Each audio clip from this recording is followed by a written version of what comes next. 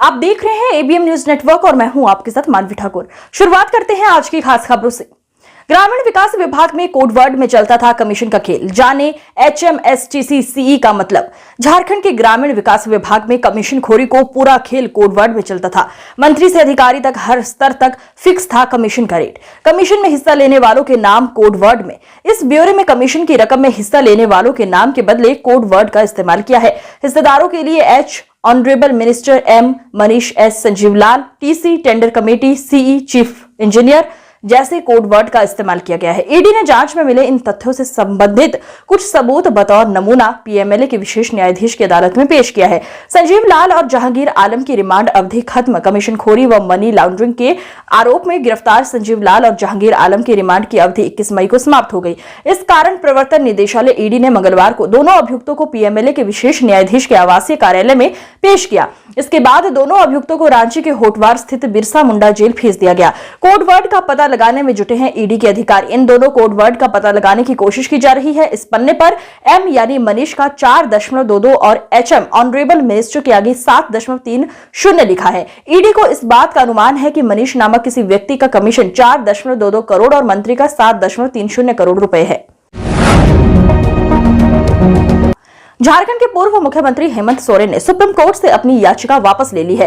उन्होंने अपनी गिरफ्तारी को गैरकानूनी करार देते हुए प्रवर्तन निदेशालय ईडी की कार्रवाई को सर्वोच्च न्यायालय में चुनौती दी थी। बुधवार 22 मई को अपनी दलीलें पेश करने के बाद जब जज ने याचिका को खारिज करने की बात कही तो हेमंत सोरेन के वकील कपिल सिब्बल ने याचिका वापस लेने की अनुमति देने का आग्रह किया। कोर्ट की अनुमति में उन्होंने याचिका वापस ले ली।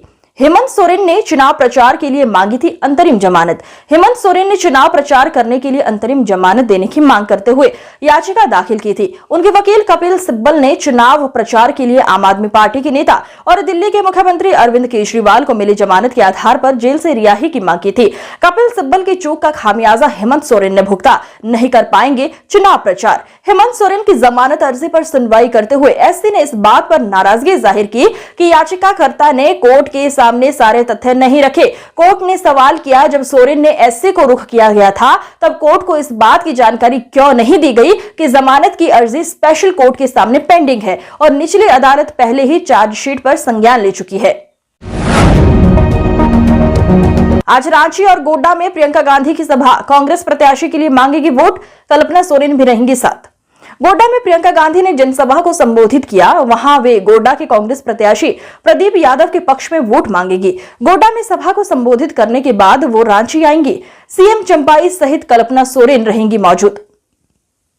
प्रियंका गांधी के कार्यक्रम के दौरान मुख्यमंत्री चंपाई सोरेन, कल्पना सोरेन, झारखंड कांग्रेस प्रदेश प्रभारी गुलाम अहमद मीर, प्रदेश कांग्रेस अध्यक्ष राजेश ठाकुर और झामुमो के कई नेता मंच साझा करेंगे।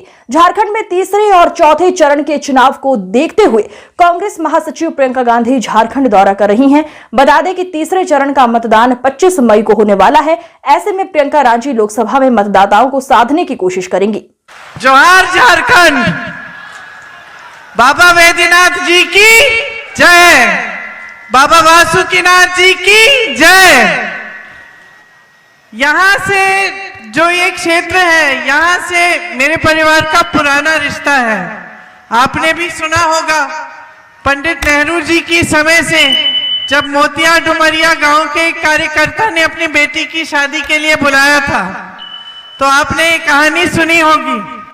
सुनी है? क्या सुना है? कि पंडित जी को बुलाया था अपनी बेटी की शादी में। उस समय बहुत दिन लगते थे पत्र को पहुंचने में, तो पता नहीं वो पत्र पहुंचा था कि नहीं, लेकिन ऊपर से एक हवाई जहाज जा रहा था तो सबने सोचा शायद पंडित जी आ रहे हैं। उस समय शायद पंडित जी नहीं आए, लेकिन आज मैं आ गई हूं उनकी जगह में, बहुत सालों बाद। इंदिरा जी के दिल में बाबा वैद्यनाथ जी के लिए बहुत श्रद्धा थी और आपके पूरे समुदाय के लिए बहुत श्रद्धा थी। मुझे याद है जब मैं छोटी थी तो एक बार मेरे माता पिता 10-15 दिन के लिए बाहर चले गए थे कहीं घूमने, तो मैं अपनी दादी जी के कमरे में सोती थी और रोज रात को वो मुझे सुलाने से पहले कहानी सुनाती थी।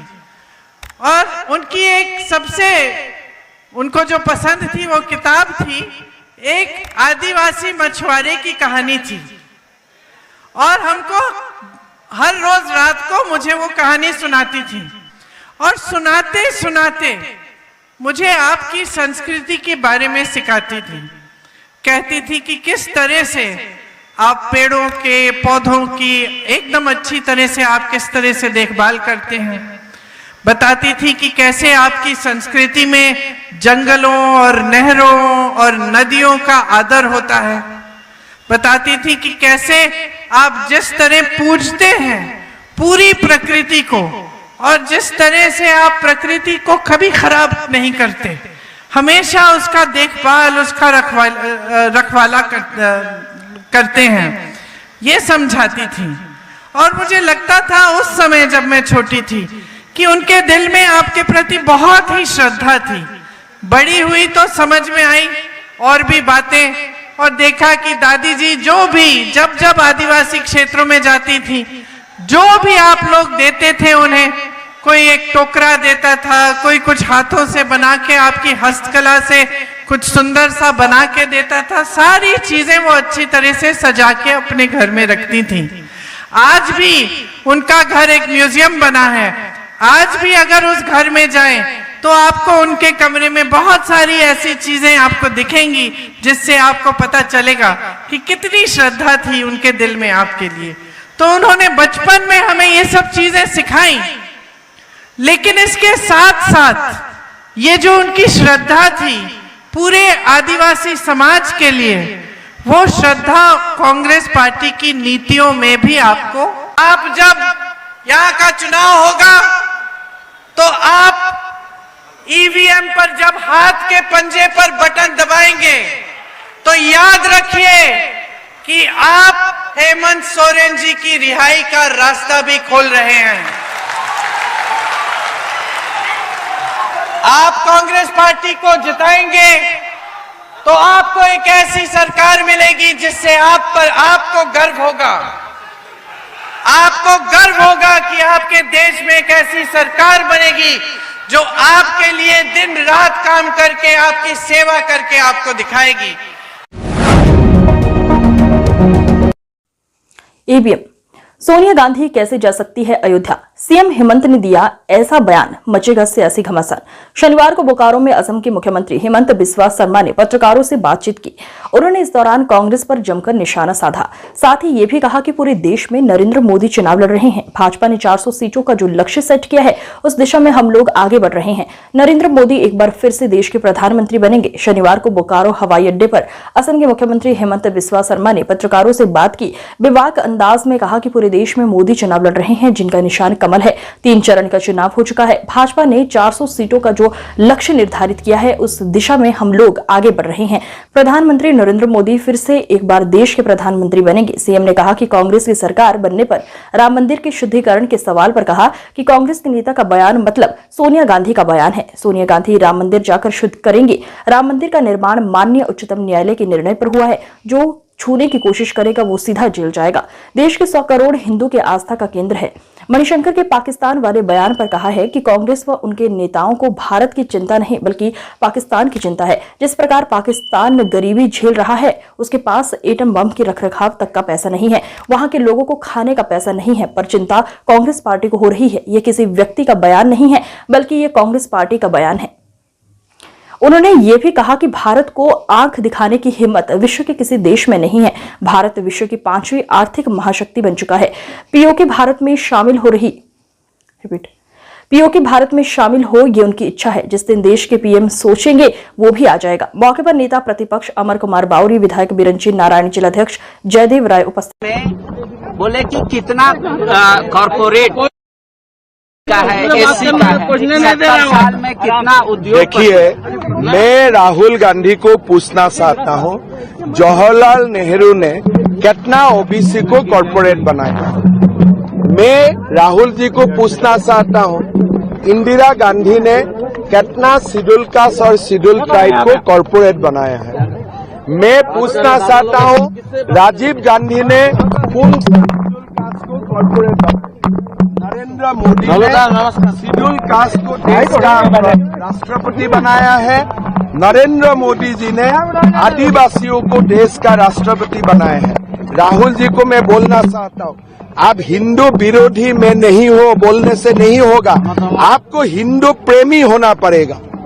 आपको हिंदू प्रेमी होना पड़ेगा। इसलिए ये भारत देश हिंदू सिविलाइजेशन है। ये भारत ऐसे नहीं आया है। 5000 साल से भारत हिंदू ने सजाया है। आप पे आरोप लग रहा है कि 400 आएगा आपके पास तो आप लोग संविधान बदल देंगे। देखिए, संविधान बदलने का जरूरत क्या है? मोदी जी का पास आज भी 400 सीट है। मोदी जी ने संविधान को बदलाया कि संविधान को शक्तिशाली किया। संविधान में क्या लिखा है कि यूनिफॉर्म सिविल कोड आप लाइए। कांग्रेस ने लाया यूनिफॉर्म सिविल कोड? तो संविधान में जो लिखा हुआ है, अंबेडकर जी ने जो लिख के गया है, उनको कांग्रेस ने कभी पालन नहीं किया। मोदी जी को 400 सीट आने दीजिए। मोदी जी संविधान में जो अंबेडकर जी ने जो निर्देश देके गया है, वही निर्देश को पालन करेगा। आखिरी सवाल, जो आप मन से कह रहे थे 400 आएगा तो ज्ञान व्यापी बनेगा, और ये क्या पक्का वादा है बीजेपी का वादा है कि कृष्ण जन्मभूमि और ज्ञान व्यापी बनेगा या सिर्फ भाषण में रहेगा? देखिए, भारत में कृष्ण जन्मभूमि और ज्ञान व्यापी मंदिर बनने में हमारे कुछ नहीं चाहिए। भगवान कृष्ण खुद अपना मंदिर बना लेगा, आप चिंता मत कीजिए। हम कौन है कृष्ण का मंदिर बनाने वाला? भगवान कृष्ण ने खुद ही उनका जन्मभूमि सजाएगा, निश्चित रहिए आप। मैं इनको बोल देता हूँ, कहना है कि हेमंत सोरेन और उन पर कोई आरोप नहीं है, फिर भी जेल में रखा गया। कल दिल्ली हाईकोर्ट ने क्या बोला? कल दिल्ली हाईकोर्ट ने बोला कि केजरीवाल ये एक्साइज घोटाला में सब कुछ उन्होंने किया जो उसको करना नहीं चाहिए था। ये हमारे फाइंडिंग नहीं है, ये जुडिशियल फाइंडिंग्स है। आप देखिए, कभी केजरीवाल ने हेमंत सोरेन और कांग्रेस को भ्रष्ट बताते थे। आज हेमंत सोरेन और केजरीवाल एक ही मंच में खड़ा है। एक तरफ सारे करप्ट लीडर्स और एक तरफ अकेला मोदी, और अकेला मोदी सबका ऊपर भारी पड़ रहा है। अभी हम लोग 320 पार कर चुका हूँ और हम लोग 400 का तरफ तेजी से जा रहा है। आज की खबरों में बस इतना ही। देखते रहिए एबीएम न्यूज नेटवर्क।